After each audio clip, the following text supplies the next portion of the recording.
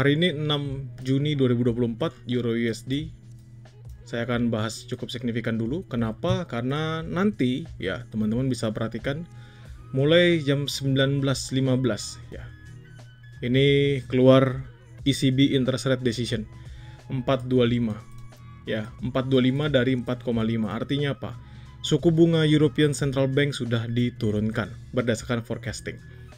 Jika memang ternyata suku bunganya diturunkan menjadi 4,25, ya, suku bunga diturunkan menjadi 4,25%, maka potensial Euro USD mengalami penurunan itu terbuka lebar. Kenapa? Karena teman-teman bisa perhatikan di ujung kanan sini, Central Bank Rates, ECB sama Federal Reserve punya suku bunga itu terpautnya 1%, 5,5 sama 4,50 ya, terpautnya 1%. Seandainya ECB menurunkan suku bunganya, maka yang saat ini still strong dengan suku bunganya yang masih bisa dipercayai, maksudnya suku bunganya yang tinggi, dana-dana masih bisa dimasukkan ke sana adalah USD. Sehingga apa? Most probably kalau memang nanti data dari suku bunga itu mengalami penurunan, maka impact-nya itu akan bad bagi euro. Bad-nya dalam apa? Dalam mata uangnya. Tapi bukan berarti bad secara keseluruhan ekonomi, enggak. Ya, saya ulangin ya, bad hanya pada mata uang, tidak pada keseluruhan ekonomi.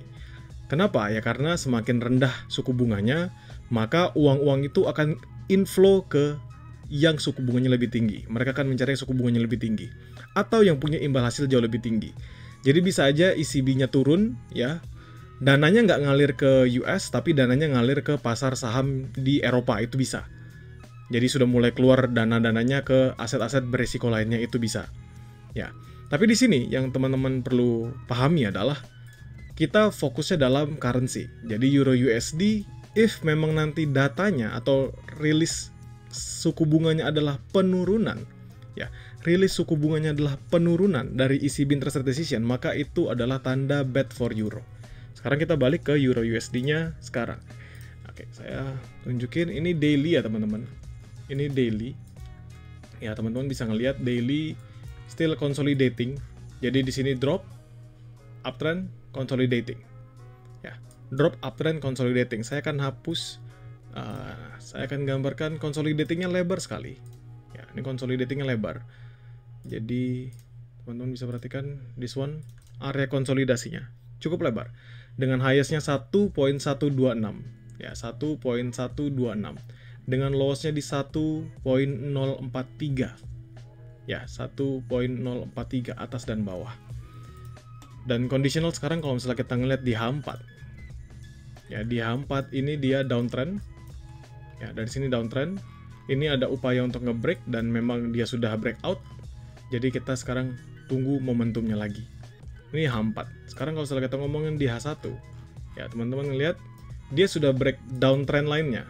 Dia sudah breakout downtrend line, ini kan bullish kuat ya. Kalau misalnya teman-teman pakai linear regression, ini adalah bullish momentumnya, dia balik untuk menguat. Tetapi ya ada beberapa zone yang cukup signifikan yang akan mempertahankan pergerakan dari Euro USD. Yang pertama adalah this area. Ini area berapa? Ini area 1.09 sampai 1.091. 1.090, 1.092 saya buletin aja. Ya, ini areanya. Ini area, kalau semisal memang nanti dia bergerak menuju lagi naik ke atas dan ngehit area tersebut, lalu datanya adalah bad news, maka ini area terbaik setidak-tidaknya untuk kita nge-sell dulu. Ya, ini sebelumnya supply zone ya, yang dia breakout. Di sini dia nahan, dia nge-retest, naik, turun lagi, naik, dan ini area beberapa kali berupaya di retest terus-menerus. Saya hapus saja. Kenapa? Karena juga nggak perlu banget kita perhatikan. Yang kita perlu perhatikan adalah another new position-nya. Ya, another new position-nya. Kalau saya ngeliat dia selalu akan ada penurunan dan teman-teman bisa untuk sell lanjutan. Ya, sell lanjutan apabila dia breakout area yang sama seperti yang saya harapkan. Yaitu this one, ini adalah area yang nahan berkali-kali. Ya, nahan penurunannya sekali, 2 kali, 3 kali, dan nggak ada turun lagi di bawah sana. Jadi ini saya lebarin. Ini adalah area yang akan saya eksekusi untuk sell continuation. Seandainya data memang ternyata melemah. Ya, sell continuation. Jadi posisi penjualan di bawah sini, karena saya nunggu dia breakout, target saya lumayan signifikan. At least untuk nge-swing panjang sampai bawah sini. Ya, jadi saya hanya akan entry ketika pergerakannya sudah breakout dulu, itu sell continuation-nya. Sedangkan untuk ngambil area atas ya di area sebelah sini. Dan ini pembagiannya sebenarnya sudah jelas, ini TP1 yang saya turunin aja. This one, TP1, TP2-nya di bagian sini, TP3-nya adalah TP terjauh di bawah sana. Ini dengan catatan bahwa data euro ini akan melemah. Ya, bahwa interest rate decision-nya menurun, dan juga target-target sampai TP terjauh kita tuh bisa tercapai dengan mudah seandainya ekspor impor trade balance dari Amerika Serikat itu positif, initial jobless claim ini juga positif, dan besok NFP-nya juga positif. Jadi kalau misalnya semua data tersebut positif bagi US dollar, maka Euro USD momentum drop down-nya kembali hadir. Ya, akan kembali hadir momentum drop down-nya.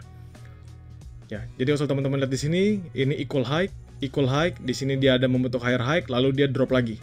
Ya, dia drop lagi, teman-teman bisa perhatikan. Ada potensial dia masih akan lanjut terus-menerus mengalami penurunan. Jadi untuk sekarang Euro USD, teman-teman bagi yang mau nge-trade bisa menunggu sampai pukul 19.15 ketika newsnya, atau teman-teman bisa entry lebih dulu seandainya teman-teman memang punya conviction jika euro akan menurunkan suku bunganya. Oke. Jadi menurut saya it's a good places teman-teman bisa lakukan di Euro USD. Kalau teman-teman trade di Euro GBP juga silakan, terserah. Tapi kalau saya sendiri patokannya tetap di Euro USD dulu aja.